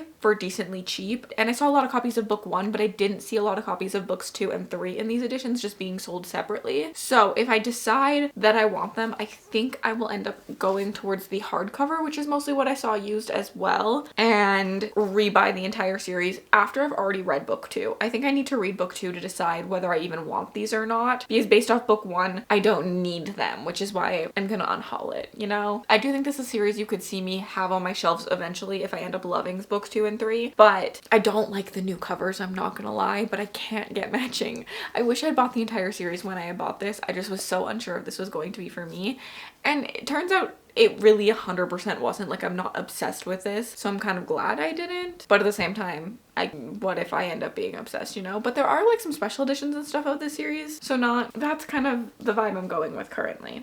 We are over halfway to finishing this video, which is good because I've been editing this as I go, and the length currently, y'all might be getting a feature film from me. But I did do another spin. I ended up pulling up my ebook wheel again last night because I was listening to the audiobook of this. I wasn't 100% done it yet, but I wanted to read in bed, and so I was like, let's spin a book I know for sure has an ebook. This is actually one that I know very little about. It's Dragon Kiss by E.A. Winters. I don't remember when I put this on my wish list. I was gifted this actually, and I know it has to do with dragons. It says every month the great black dragon comes, every month a child is snatched. That's all the village of Kalman knows. And the thing is, I went into this book having not read that synopsis in like probably a year. How long has this been on my TBR? I'm not 100% certain right now, but editing Cassidy will tell you. And so I am into page 40, and you don't know that in the first couple chapters. Obviously it's on the back of the book, so it's not a spoiler. I literally just got onto page 40, the like hint that is what's going on. And I will say that I'm already like interested because of that. I was like, oh, this system is a lie. These kids are indoctrinated.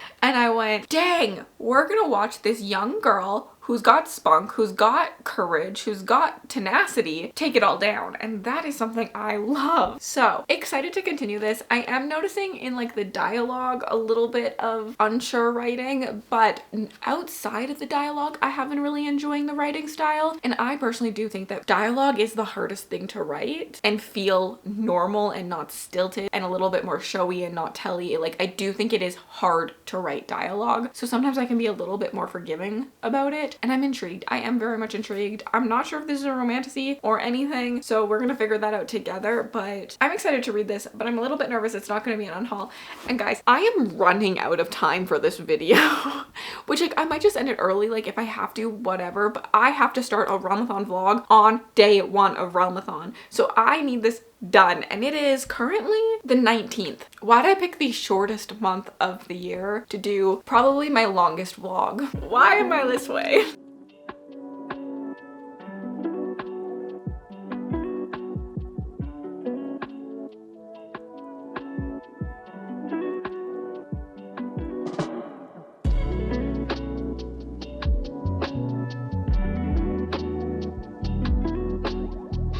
Okay, I have made it to page 78, and if I'm being honest, things are happening too fast for my personal liking. I think that this entire like 75 pages could have been like half of a story for me, or even a whole story.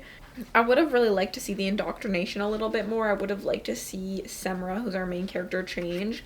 So essentially, she's an assassin, and she was kidnapped as a kid and taken to this like school and indoctrinated into it, saying like, your parents didn't want you and I'm here for you. Like, it's essentially a cult. And now she is starting to see the cracks, but we go from her seeing one crack to her like having no remorse and trying to take down the system within these 70 pages so quickly. Like, I just feel like her thoughts skyrocket, and I think the concept is that at the beginning she was already probably not 100% certain and starting to see the cracks, but I just feel like I wish I had seen the slow journey of her brain being like, this is a lie, this is a lie, this is a lie, this is a lie, this is a lie, and have it be a lot more slow than what we are getting. I think I would care just a little bit more personally. So those are my first instincts. I am enjoying it, but I definitely feel like I could have a lot more in the story that I could enjoy if we slowed it down a little bit. But I'm excited for the next part. I'm excited for us to meet. I do think it is a romantasy. I think she ends up saving the like heir to the throne or something. However, what we are about to set up is a journey story, and I don't like journey stories, and if it becomes a journey story, I will probably DNF. But if we like move quickly through the journey, like we did in this first 75 pages, then I think I should be okay. Hello, we are making ravioli soup for dinner. This is a go-to in my house. It's one of the easiest things that you can make. I swear, soup sounds so hard, but honestly, so easy. I'm just gonna get some oil in my pan. 6 cloves of garlic. This garlic chopper did cut me the other day though. That's why I have a band-aid on my finger. I was taking dishes out of the dishwasher and sliced my finger on it because it was upside down in the dishwasher and I just wasn't paying attention. I am adding celery to mine. The recipe doesn't technically call for it, but I will never say no to extra vegetables, and my celery is going bad. And then hot Italian sausage. Honestly, I'm gonna put my hair up really quickly.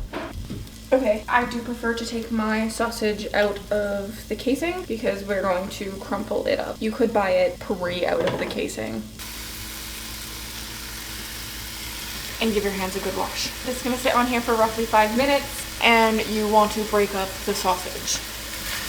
Typically, I would also have a full onion going in at this point. I like to use yellow onions, but I forgot to order them in my last grocery order. So I'm just gonna add some onion powder and hope that that does it. And while this is sauteing, let me tell you about Dragon Kiss because I am deciding to DNF it. I'm about 140 pages in, and I'm just noticing that it leans very like young for me. Honestly, some of the writing gives me like middle grade-ish, even though it's not middle grade at all. But it's just like the tone of how all the characters are written, very like playful and fun and not so serious. And that's not like my preference. I don't love that. So I've noticed my enjoyment going downhill the more and more we go, and things aren't making sense. We have like this dragon and I feel like everyone else knows things, and I just feel like things are happening so fast without much explanation that I'm not getting a story that I want. I see the potential here, and sometimes I find that really frustrating, and I have a harder time DNFing books that I see the potential in. But I also just know this is going to be a 3-star, and I'm on a mission to not read so many 3-star books. 3 stars aren't bad. Like, at the end of the day, a 3-star means I still enjoyed the book, and that's kind of like a hard thing to wrap my head around, wanting to have less of them. But I did notice that last year I had more 5 stars than ever because I started on this journey of trying to DNF those 3 stars. I was having more time for the books I knew I was going to be absolutely obsessed with, and although there's nothing 100% wrong with this book, there's nothing that's like, I want to hate this book or I'm not going to like this book, I'm not going to get the vibe that I want out of my reading. And there's only so much time for me to read. There's only so many books I'll be able to read in my lifetime. Why am I wasting that time on books that I'm going to feel just like mid about? And I'm not going to continue on in this series anyways, and how I want to read is like to love and marathon and be in the vibe of 5 stars. And I never can stop like reading 3 stars. Like, there's no way for me to just be like, oh, I'll never pick up another 3-star again. So I have to be willing to DNF them. Our meat is not 100% cooked yet, so I'm going to let this sit just a little bit longer. I need a bigger pot than I own, because really we're trying to just like brown the meat and get the garlic and typically the onions translucent at this point. But yeah, I've decided to DNF, which means we will go downstairs and we will do another spin, because typically Nick streams on Thursday nights. So I tend to have a lot of reading time because I like to watch his stream and read my book, especially physical reading time, which I don't always have the most time for. Even though I do have this as my only job, there's so many things I do throughout my day that I can't just like sit down and read physically still. Like, there's emails to reply to, there's videos to edit, there's videos to film. I mean, there's video games I want to play, which is just a hobby and my own personal problem. But I can listen to audiobooks while I do that and kind of like hit 2 birds with 1 stone. So this is like guaranteed time every single week with a physical book, which is really nice. So we will do a spin for you. And I don't really have much else to say about Dragon Kiss. It was okay. I would recommend it to, I think, younger audiences. So far, I think I would probably give it to someone I knew that read YA if I had anyone in my life that was really reading this style of story. I don't even know if it's a YA story though, so I should probably look at that. I don't know what to say, but we will be unhauling this. So our unhaul counter gets to go up again. That means the unhaul counter went up twice in 1 day, which is kind of nice. It's kind of feeling good right now. But honestly, I'm kind of hoping for a win in the next book. Like, I really want another 5-star. We already got 1 in this video. Can we get another? We'll see what the wheel picks. We're gonna add 2 tablespoons of tomato paste. I like to add this now.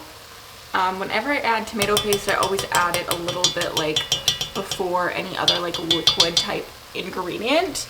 Otherwise it can kind of be hard to get mixed in. So if you do it a little bit earlier than most recipes say, you can kind of see how it's coating everything now. Then we have crushed tomatoes, a can. I think it's technically like 14 ounces. And some chicken stock. And now the goal is to bring this to a boil, so we're gonna let her sit. And while we wait for that to boil, we are just going to prep our kale. If you do not like kale, I have made this with spinach. I have made it with cabbage. It all tastes good. Kale is my preferred one vegetable for this. And if you think you don't like kale, but you've never tried it in this, 100% I would say try it. This is the way I feel like I started to like kale the most. And kale is so good for you. And it just kind of tastes like the broth in the soup, to be honest. And once that's at a boil, you're going to add a teaspoon of salt to it. And now that's just going to sit at a low simmer for about 10 to 15 minutes. I do have an actual recipe that I'll link down below. I'm copying someone else's recipe. It's not my own. And I like to put mini ravioli in mine, not actually tortellini.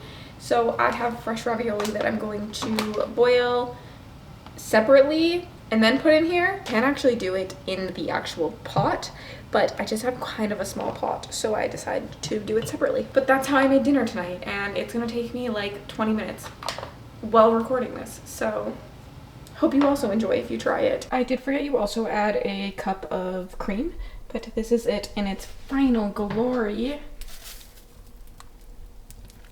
Deliciousness. And you could make less. This is a full one and it'll last us for probably dinner tonight and 1, maybe 2 lunches.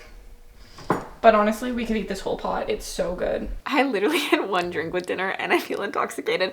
My cheeks feel so warm. I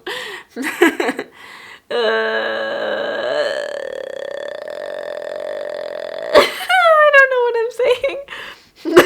I have the giggles. Why did I press record? Okay, we need to do another spin. The book I'm adding, because we had a pink square, is Best Offer Wins, which is the newest thriller to my shelf. We literally saw me haul this in this video, and I did debate returning it, but here I am. We're gonna read it, because I'm very excited for this one. And I guess other than that, let's just spin the wheel. I don't know. Oh God. Are you ready? Count us down. 3, 2, 1. Blast off.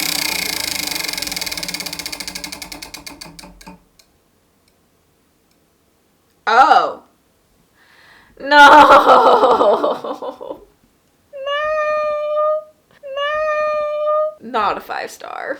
Not me just unhauling all these special editions that I have been procrastinating reading for so long. Listen, I already said I'm unhauling this. I am predicting an unhaul here. I subscribed to Fabled Book Box for a little bit. They no longer exist. They were a crappy company. They treated me so poorly with their customer service. It was a whole thing, but they literally don't exist anymore. And I learned that they were treating not only customers, but the authors they work with so terribly. So again, I can't get a matching copy of this. However, I learned pretty quickly, well, not pretty quickly because I was subscribed for like a year. I had like 9 of their books, but I learned after 9 of their books that the books they were choosing were not for me. They were a little bit more like typical fae stories, a little more predictable, and I didn't always love the writing style of them. Now, that's not to say every single book. They have done some of my favorites also, but I did find that typically the stories they picked gravitated towards not my usual style. And the reviews I've seen on this one, I'm fairly certain this is not going to be for me.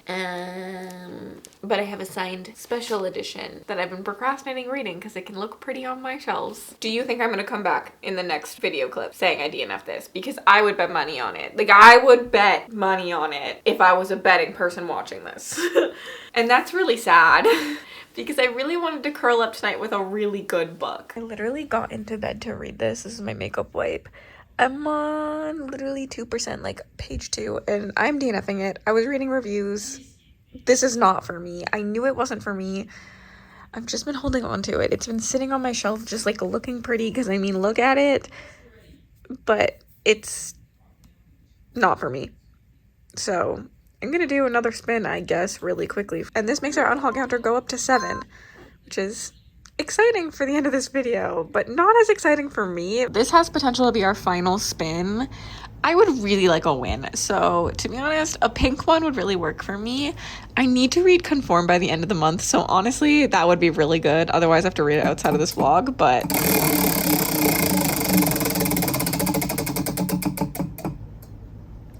oh. Well, that's different. I think that's exciting. This could be a win. I don't have a reading update for you, but Nick and me made some big girl and boy purchases today. We have been looking for a carpet for in here for a very, very, very long time, but we can never decide because I like a more traditional rug and Nick definitely likes a more modern rug. And so we struggle to decide on one, and today we found one that we liked. It's 8 by 10. Our living room could need a little bit bigger, so if it's too small, it'll just go in our bedroom because that one does need an 8 by 10, so it's kind of nice to have the flexibility, but we'll put it there. And then we also bought 2 cat scratchers today because hopefully, fingers crossed, we're taking home a little kitty on Tuesday, so we needed that. So yeah, that's the turn of events right now, and we're gonna put a carpet in, which I feel like we've made some really good house developments because last weekend we also bought a table and I didn't showcase any of that, but we're waiting for the table to come still, and it's this like big round table, and I think that's gonna look nice. It feels like finally we're like starting to buy some of like the pieces we've been kind of waiting on buying because we're waiting for like the perfect ones to come. Fingers crossed it all comes together nicely. Furniture is so expensive to buy. I never know where to look either. Also, I look like Rudolph right now because it's fucking cold out there, boys.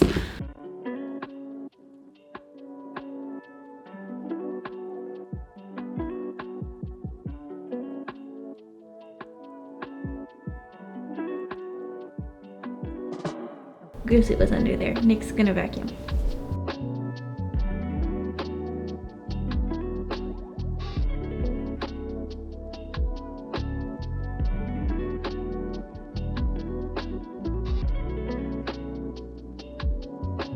I'm trying to make it so that you can see like the carpet and the whole vibe. I'm actually kind of angry because I personally love this carpet. I think it's unique. It's like retro and it feels like a little bit more modern than like a traditional rug, but it feels 70s, and our house is from the 70s, so I feel like it also like kind of fits the vibe. However, it's too small, which is fine. I love the rug. It'll go elsewhere in our house. Our bedroom needs one, as I said earlier. Now we really like the vibe out here, and I have to like switch the vibe up. So if anyone has suggestions for like patterns or something that I should look for, that would be good, because like obviously I don't want to have a checkered brown rug in my bedroom and a checkered brown rug in my living room.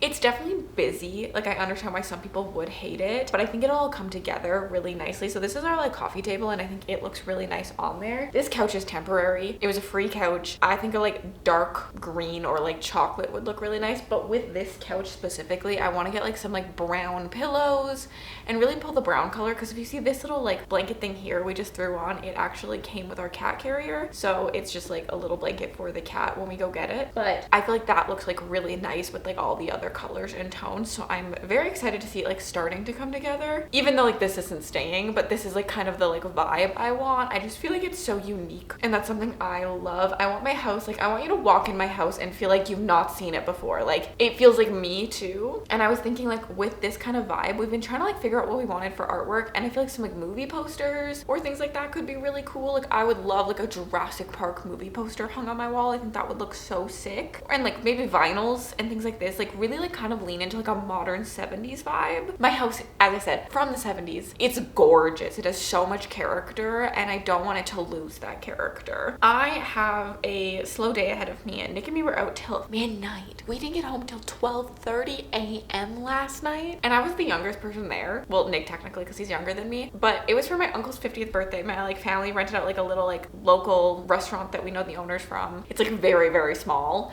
and there was like 20 of us there, and we were just like celebrating his birthday. It was too late for me, but I was like, the 50-year-olds are partying harder than me. I'm ready to go home, and they're going to another bar after this. That was like a little too much for me, and we both are kind of like feeling not so great today, and we didn't even drink. I think we both had one margarita, so it's not like we're hungover, but we're kind of worried we're getting like a little sick. But it's also really cold out, so like it's just like chilly, and like your body feels the chill. So I have a cup of tea, and I'm gonna take it easy. I think I'm gonna go play Disney Dreamlight Valley, but I did start Finley Donovan is Killing It. I am 60 pages in, right on to chapter 8. I'm switching to the audiobook because I'm thinking that that will help me because I can do that and do other things, because this isn't like grabbing my attention enough at this moment personally for me like want to just sit down and read it. But while I play DDV, I will just listen to it and grind some stuff out, or whatever I decide to do, cooking, cleaning, like whatever that is. It'll just like be a good like partnership, a symbiotic relationship, my audiobook and whatever I decide to do. I have a hard time with contemporary. I struggle to suspend my disbelief, and that sounds crazy, literally crazy to me, because I read fantasy. Like, I am suspending my disbelief that there's fairies and dragons and magical powers, but something about things not being set on my world, like not being set within Earth in the bounds of like my brain and how society works, has always worked a little bit better for me mentally. Contemporary, often I find myself like taken aback by where we're going. Like, this would not happen. There's no way that some woman with a kid who's broke as fuck is going to end up being a hitman and get away with it. You know, like, just this whole setup is like a little ridiculous, but it's fun. Like, it's fun in its ridiculousness, so it's not like I'm against it. I enjoy it, but it's just like harder for me to wrap my brain around just like letting it go that this is not a like thing that would happen. But neither would the 16-year-old girl who can have lightning strike when she's obsessed with her man. I understand that that feels like hypocritical, but it is something I personally struggle with. And so I think like for the first like 60 pages, I'm really been like in my head about it. And I do think that also switching to the audiobook will help me with that, because it's a little bit more secondary for me than just like sitting here physically reading. I tend to notice and nitpick a lot more when I physically read. It also means I tend to like books a little bit better because I'm just like a little bit more like detail orientated. But I think that's gonna help me in something like this. I do typically listen to a lot more horror, thrillers, these kind of things than the like fantasy books or even to contemporary romance. I tend to want to physically read, but something like this I feel like works really well for me in the listening format. I enjoy it so far. I think the writing is really simple. I understand why a lot of people love it. Like, I see the setup being a lot of fun, but I'm not obsessed, and I wanted to be obsessed really early on, so I'm unsure about my feelings on this one. I do think my boyfriend's mom was kind of interested in it, so potentially if I do end up unhauling it, I'll ask her if she wants to read it and then she can get rid of it. But pretty like quickly in, I'm just like, it's okay. I don't know, maybe I'll like get more addicted as more things happen, because like not a lot has happened right now. We've kind of just had like the initial setup, and we've like made some like character motivations make sense between like her and her husband and the new wife, the new husband's partner, and the bar situation. Excited to continue though and see how my thoughts change and adapt. I'm really hoping that I will end up loving it. Like, I'm not opposed to loving this at this moment in time. I mean, who's gonna be opposed to a 5-star? I also have talked about this before, that I have a harder time relating to stories with children because it's not something in my life. It's not something that I see for myself at this moment in time. I might change my mind and that's allowed, but at this moment in time, it's not something that I actively am like working towards. So I just kind of struggle a little bit to relate to some of like the moments that are happening. But I feel like if you're a mom, you'll get this, because I understand that the moments that are happening are so mom coded. So like, I feel like that also affects someone's enjoyment a little bit. We are making progress in Finley Donovan. I'm actually quite far into the book now. I'm on chapter 28, so we're like 221 pages, which honestly, solid reading for today, considering I also ran some errands. We went to the pet store and got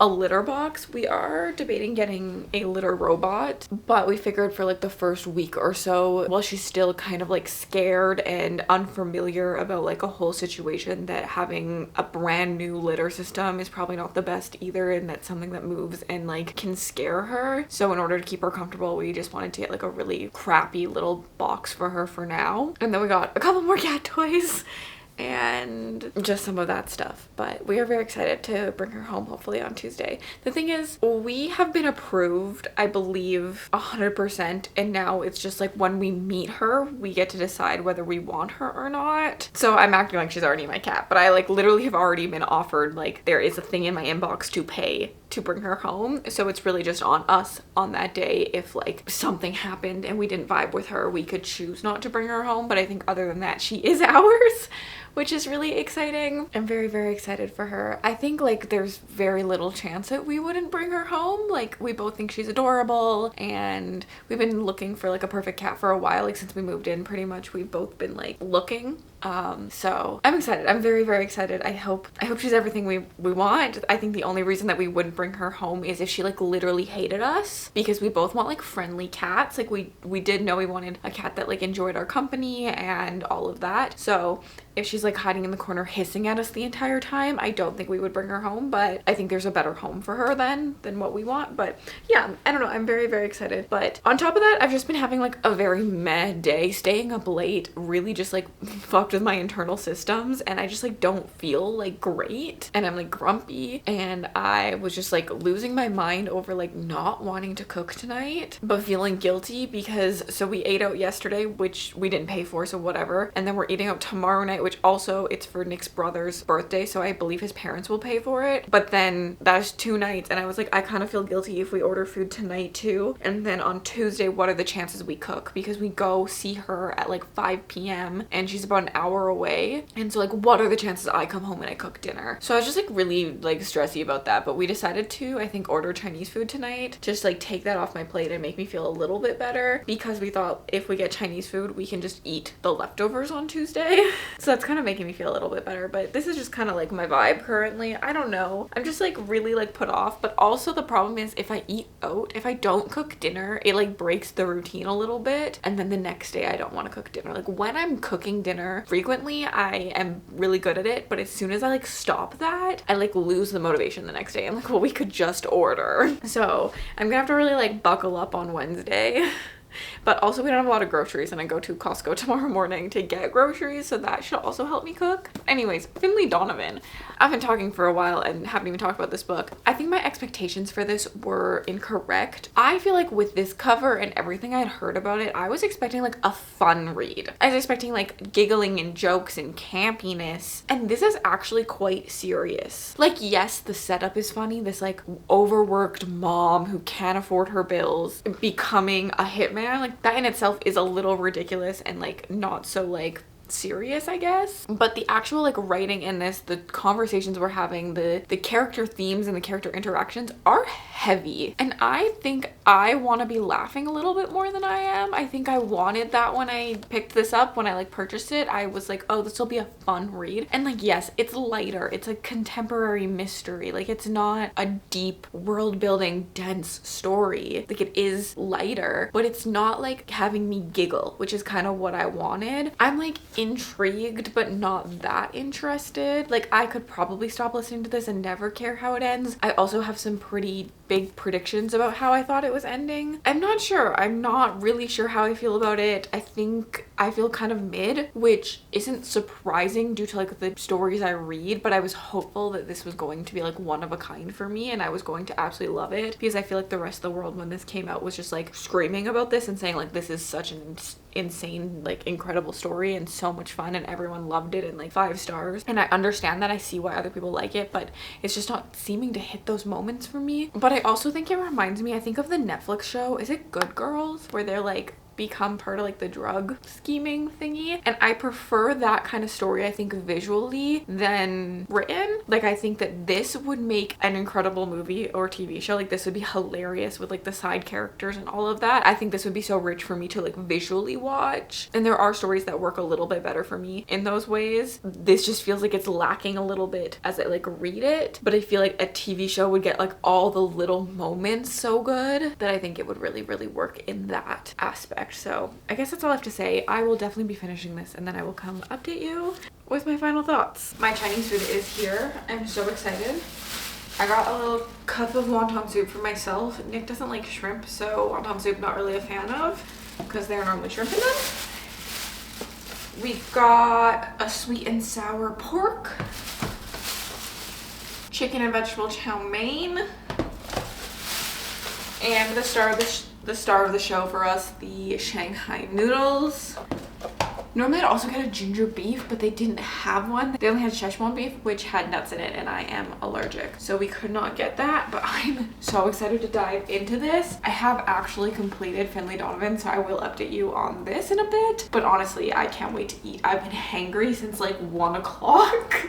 So Nick will be very happy when I'm fed because then he doesn't have an evil gremlin in his house anymore. It smells so good, I'm not gonna lie. I am very excited. Hopefully it tastes as good as it smells. It's been a couple days since I checked in on you because we've had a busy couple of days. Nick and me actually ended up adopting 2 kittens.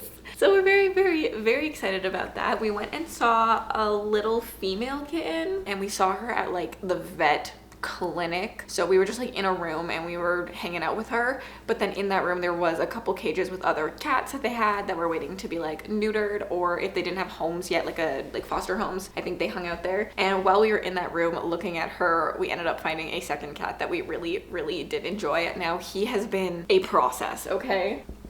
I don't know if you're gonna be able to see her. She is right back here. She's literally the tiniest little thing to ever exist, and she just like loves people. She instantly purrs if you pick her up. She is so cute. She's a little calico. And then our other one that we like fell in love with, like she's the one that we went to see, we applied online for, and we just happened to see this beautiful boy down here. I don't want to disturb him because he's taking a little bit longer to like warm up to us. The first day, he really didn't really care about us. He only cared about like the little kitten. So he is taking a little bit longer, but he tends to like us. He's coming for rubs a little bit more. He's starting to do the thing where they like rub against your feet, and he's been like purring. The first couple days he didn't really, well, the first day he didn't really want us to pet him, but he slept with us all night long. He has been coming to get pets and stuff, so he is warming up, but I'm trying to create trust. But obviously like I'm talking right now right next to him and he doesn't seem to care, so I do think he is starting to really trust us. However, it was a process with him, okay? This is the second time I am filming this clip. We took him home thinking he was a male. Yesterday, they forwarded all their medical stuff on both their cats so that we could continue, like so that we could know about what they have and get what they don't have. Like we need to spay her still, which the rescue is covering, but she was just too young and they need space. So we took her home and we agreed to like take her in a couple weeks to get her spayed versus he is neutered. But we got the medical history, and literally the whole time we've talking about him being a male, we asked if he was neutered and he's neutered and all this stuff. All the medical documents we have for him say female, but it does say neutered on his like on this spay neuter certificate. And so we were like, what is going on? Like, do we have a female cat or do we have a male cat? So I had to email the rescue back and ask, and we were pretty sure she was female because all of her documents said female. And so today we've been calling her a her, but the rescue just emailed me back with a forwarded email from like the actual vet, and it is a certificate for him being neutered, and it says, it has his picture, it says like all of his species, like it says that he's a Siamese cat, that his markings are mostly brown, versus all the other stuff is kind of like unsure, like something says gray, and I was just like, I'm so confused, like I would never in my life call him gray. And so the vet certificate says male and neutered, so I'm hoping this is the last of it and that we're 100% correct, because I do think the vet is going to be the one who knows. The rescue has so many cats coming in and out, like mistakes happen. But I just emailed back asking for confirmation on all the other medical history, and if the best way for us to do that is to just get his microchip scanned. But yeah, so it's been a process, but very happy either way. Whether he was a male or a female, we were going to love him wholeheartedly. I did want a male cat. I wanted a male and a female, so I'm hoping that he is a male, but I love him regardless either way. But yeah, so that's been my last couple days. It was something. I was so overwhelmed. I was just crying and just overwhelmed and like not knowing what to do and like how do I get the right information. So I'm happy that it feels like we're on the right track. The rescue's been very helpful with it. And like mistakes do happen, and as far as I know, I think he was adopted as a kitten by another family and he was just returned. They returned him due to allergies. He was returned like 2 nights before, so they may not have been ready for him to be adopted, and we just like went and were like, we really like him, can we take him home? Like, he's beautiful. He has the most strikingly gorgeous blue eyes. Ugh, I love them. So hopefully once everything's figured out, life will be like better. I was just like so overwhelmed last night. I just cried. I just cried all night long. He is 5 months and she is supposedly 3 months, but even the vet at like the place we were at pretty much said like the chances of her being 3 months at like how tiny she is crazy. She might not even be 2 months. Like, she is the size of your hand. But let's talk about books, because I did finish Finley Donovan and we do need to talk about it, but like, who wants to talk about books when there's cute cats? I finished this. I'm giving it 3 stars. I enjoyed this, but also kind of was bored by it at times. I found myself myself, like when it was on, like it was good and I enjoyed listening to it. But the second I like shut it off, I was like, I don't really need to know how this ends. I don't really care. It's predictable. I pretty much know where this is going. So I did not find myself super engaged in this story. It was like an easy read. I had it on while I was video gaming, and I think that that could work for a lot of people. I also think if you were a mom or even like married and divorced, maybe you would like get this a little bit more than I do and like relate a little bit harder. I wanted it to be quirkier, I think. I just thought I was gonna be laughing at it, and although it was like ridiculous in its nature, it also just didn't have me laughing out loud ever. And that's really what I wanted from it, especially being so far out of my comfort zone. I knew when I wanted something like this, I either needed it to be super thrilling or like really fun and engaging for me, and I just feel like it felt bleh to me. I would recommend it to people who like typically like something like this, but it's not my like next heavy hitter, so I will be unhauling this, which does get our unhaul counter up to 8, and we can finish this video off. I just don't think I'll be recommending it to a lot of people. Another thing I think that might have affected me is how close this is to real world. Sometimes I find the more ridiculous something is, the more I can suspend my disbelief. I think that's why sometimes like thrillers or horrors work for me, because like I am already suspending, so it's fine. And I think that's why I like fantasy so much, is it just isn't so familiar and similar to our world enough that like I find myself being like, what this happened? Like there were so many instances in this where I was like, this doesn't make sense. I also don't feel like the characters were super well fleshed out. Like both of the like love interests, I was like, okay, like they're just a placeholder man. Where is the emotion? Where is the like connection? I just like wasn't vibing very hard. So it's a 3-star, and I don't need it to sit on my shelves. Here are all the books that we read for this video, and sitting back there behind me is all the books that are currently on the wheel, which is kind of fun to see what like still was left on the wheel from the very beginning. We read 9 books, and I am keeping these 2, and then I have a second copy of Worthy of Fate, and that makes our 8 unhaul. Oh, sorry. I'm sorry. I scared him with that one. And that does make our 8 books to unhaul. I think it's kind of sad that I read 9 books and I only enjoyed 2 of them enough to keep. And I think that really cements why I am doing this whole project on my channel, because if my TBR looks like this, where I'm barely enjoying enough of them to want to keep it, I need something new. I need to change it. I need to do something about it. And part of that was just like who I was at the time of buying these books was not as conscious about like, I didn't know that much about my taste at this point, so I think I've really learned what I like in books and stories, and I can make better purchases now. Does that mean all of them will be a win? No, but I do think I was just kind of buying books trying to figure out like what I could like, which is so valid as a reader. I'm actually very new into reading. I've been doing booktube for 5 years, and that's pretty much where my reading started as an adult. I did read as like a kid, but probably up to like grade 8, and then I stopped reading until 5 years ago, so like 23. If you have any ideas for what I should do next in this video series, like how I should pick my books or anything, please let me know. I'm thinking about keeping the spinner wheel. I think that could be fun, but I'm also open to other things. But I do know I don't want to do an I can't stop until I unhaul blank books every single time. I do love these types of videos. I've done 3 in a row recently, but I do think with like how my TBR is, it could just be draining for me personally to like constantly just try to be picking up ones that I think I might unhaul, or you know, like I don't know, it just feels a little bit draining for me to constantly do this. I also can't spend every single month reading like 9+ books. If you want to see what my physical TBR looks like at the start of this year, I will leave that video up above. I think I will also do a episode of this where I'm randomizing the comments on that and I think that could be a lot of fun. And then I'm gonna leave my last I can't stop reading vlog, because if you liked this reading vlog, you're probably gonna like that reading vlog as well. If you'd like to leave me an emoji just to say you were here, leave me a cat emoji. If you have any names, also leave them down below, because we have not picked names quite yet. And other than that, I hope you have yourselves an absolutely remarkable day.